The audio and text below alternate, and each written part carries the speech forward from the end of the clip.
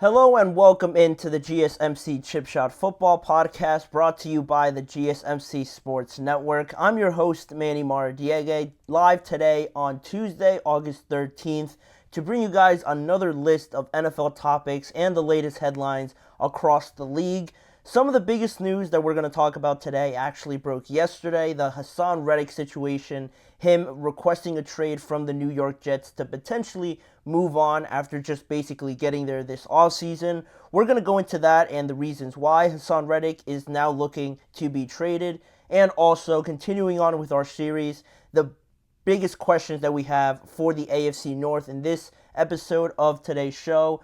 Continuing on the series, like I mentioned, the AFC North, we're going to be looking at the Bengals, the Browns, the Steelers, and the Baltimore Ravens on what sort of issues they still have to figure out heading into 2024. Those topics and more coming down the line as we go through this show. But before I dive into all of what's going on with the Haason Reddick deal, I got the usual tip and donations opportunity that you guys are able to use with this show. If you guys got any questions that you want to make during the show, we want to hear it. Your input is a big part of what makes this show great, and we thrive on your energy and insights. So whether it's a quick comment, a thoughtful question, or an opinion you just have to share on today's show, don't hesitate to drop it in the chat box. Also, if you want to make it absolutely sure that your message stands out and it gets featured on today's show, there's an easy way to do that. Use the super chat feature. Just click the $ at the bottom of the chat box to send in your super chat.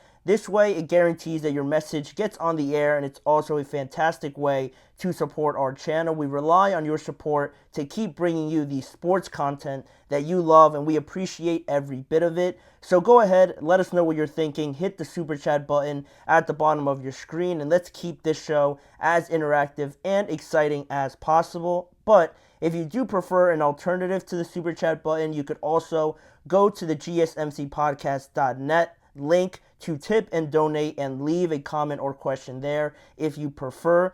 So we couldn't do this show without you guys and your amazing support, and we're so thankful to have you guys as part of our community. We always appreciate it whenever you guys are able to use that super chat button or the tip and donations link as well. But now I'm able to go into this Haason Reddick situation, right?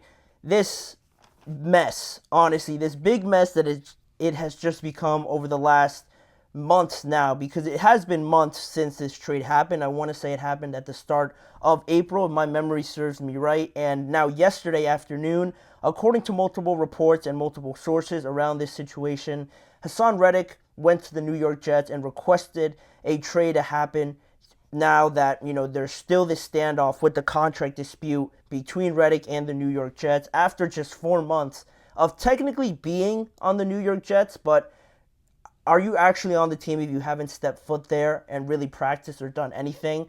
I probably wouldn't say so, but it has been 4 months technically since that last trade with the Eagles has gone through. So everyone's been waiting to see Haason Reddick, join this team. Everyone's been waiting for this New York Jets team to get all their pieces together and really start building for a very high-pressured 2024 where they have all the pieces, it seems, on hand. Now they just need to go out there and perform. But Haason Reddick has been, holding out this entire offseason in order to get that contract extension that he has been looking for from the Philadelphia Eagles. That didn't work out, so obviously he was traded here. He is in the last year of his deal with that contract extension that the Philadelphia Eagles gave him. But the issue that starts to develop now, it came from Haason Reddick's father and just him transferring some information over to ESPN, or I should say through ESPN, that the idea with Reddick and how he feels about his contract is that Haason Reddick's father told ESPN that his son has outperformed his current deal and that they're both now looking for market value to kind of, find that value for Haason Reddick over the last couple of years that he has performed at a very good level, to be fair to him. So right now, Haason Reddick is due to make around $14 to $15 million on that last year of his current contract, and the market value right now stands at about $10 million more, at around $25 to $28 million for some of the highest earning pass rushers. So Haason Reddick logically would want to be making at least close to that, right? $10 million is a huge difference into what he brings to the table compared to other guys that sort of fill in the space between what he's making and the market value right now. So he's just trying to get compensated logically for what he feels that he has deserved based on his production. And based on that production, that's what the New York Jets, were sort of intrigued by, obviously, right? You look at him, 29 years old, a Pro Bowler each of the last 2 years. He was an All-Pro in 2022, and he recorded 27 sacks over the last 2 years. So, pretty impressive numbers, and that's why the New York Jets wanted a player like him to join their defense. Already a good defense, but adding Haason Reddick just really makes this team, one, very relentless at the point of attack. Up front, you have Quinnen Williams, Jermaine Johnson. If you add someone, Javon Kinlaw as well, if you add someone like Haason Reddick to that team, built as it is just on the front line, it becomes a much different perspective on how you game plan around those guys just up front, and then you have to account for not throwing it anywhere near Sauce Gardner. You have C.J. Mosley in the middle with Quincy Williams, also a young up-and-coming linebacker.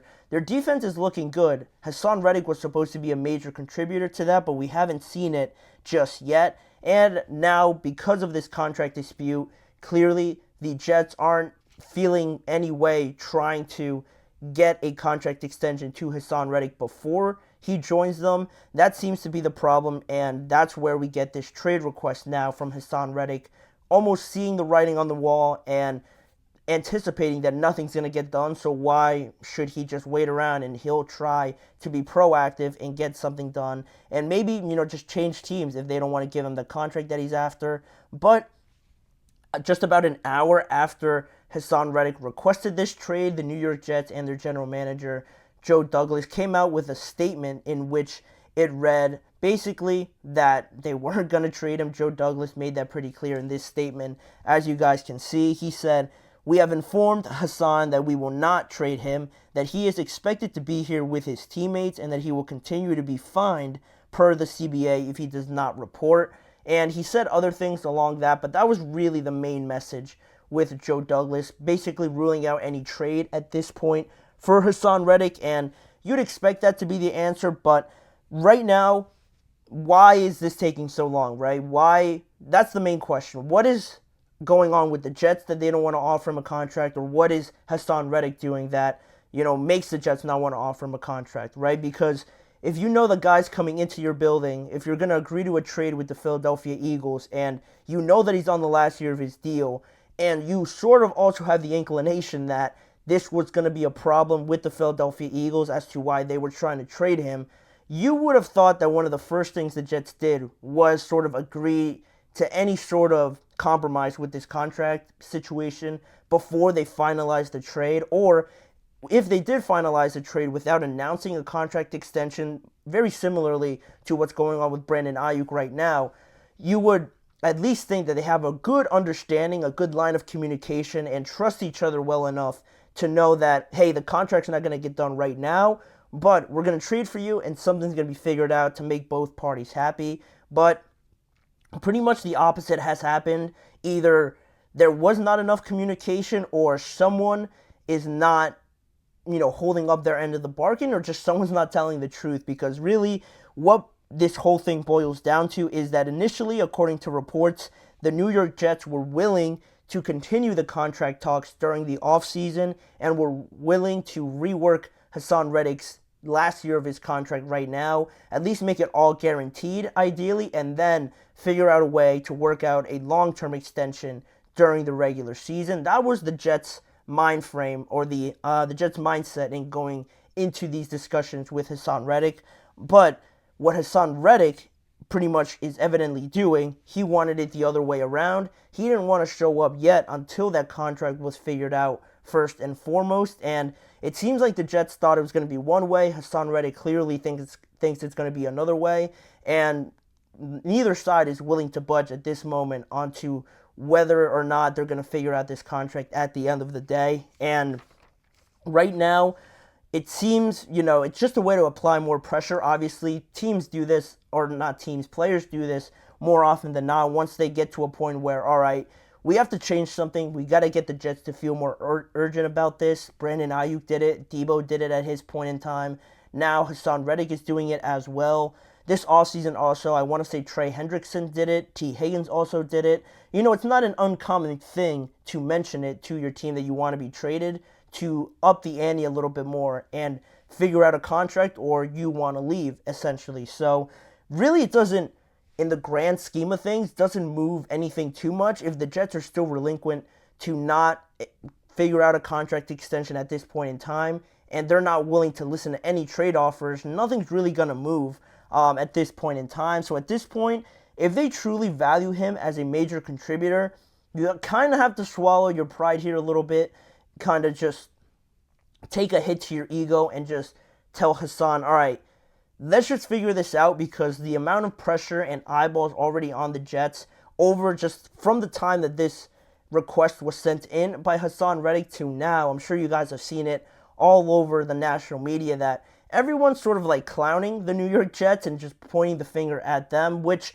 they do take up most of the blame. But if it is true that Haason Reddick told them something at one point and that it didn't end up happening the way that they sort of figured it out to be, then I could sort of understand from the point of the New York Jets that, hey, we had this agreed at this point in time, and now you're not holding up your end of the bargain. We're not going to budge now just because you're kind of making us seem like the bad guy. I can understand it that way, but really, when it all comes down to it, this Jets team, this year, 2024, just in recent memory, just for the Jets, could be one of the most important years in all of their franchise, just from the time that they last made the playoffs to how bad that they've been over the last few years. You don't have any time really to stand up on your high horse and be like who are you to talk to us like this, the New York Jets? We're not going to budge to you and trying to make our team better. I think that all of that sort of nonsense should just be thrown out the window. Yeah, maybe you relinquish some sort of power by just caving in to what Haason Reddick wants, but he's going to make this football team better. Honestly, there's no shame in just, coming to the negotiating table and thinking with Haason Reddick, talking it out and being like, all right, if this is what it's going to take, let's just do it. You kind of have to be the bigger man here if you're the Jets, and just know that he's going to help your team, and it is in the best interest for everybody, your team, and what you've already built so much and stockpiled so much into this year, that you're just going to have to figure it out sooner rather than later, because you can't have this drag on. It serves no purpose to have Haason Reddick just sitting there and knowing that he could be willing to play if you're just able to meet his demands with his contract. So right now, really it doesn't move too much, but I think it says a lot to try to apply more pressure to the Jets to get this done, because really they're going to be the biggest losers if they don't have him on their team and they're not really producing on the defensive side of the ball as much as they could do, that they're just going to be seen as still the bad guy if they just have Haason Reddick there and still they're not willing to negotiate anything with him. But that's pretty much where it stands. It was breaking news, obviously, because it's so unprecedented to just request another trade after you've been traded there over the last 4 months. We'll see what the New York Jets do about it, applying more pressure to this team, knowing with how much is riding on this upcoming year. I think they'll figure something out. We're getting closer to the regular season. They have a big matchup against the 49ers in week 1, so they're going to need a guy like Haason getting to potentially Brock Purdy and trying to beat a guy potentially like Trent Williams on that offensive line. So they're going to need everybody that is at their disposal, and this sort of nonsense shouldn't really be getting in the way in the grand scheme of things. But that's how I feel about it. Those are my thoughts on it, on Haason Reddick requesting a trade from the New York Jets. Leave your guys' real opinion on where you guys see this situation going after this latest development in this story. But with that being said, we're going to head to our first break of the show, and when we return, continuing our series on the AFC North and seeing what are the biggest questions remaining for all the teams that make up this division. I'll give my thoughts and some potential solutions to each of these questions when we return after this short break.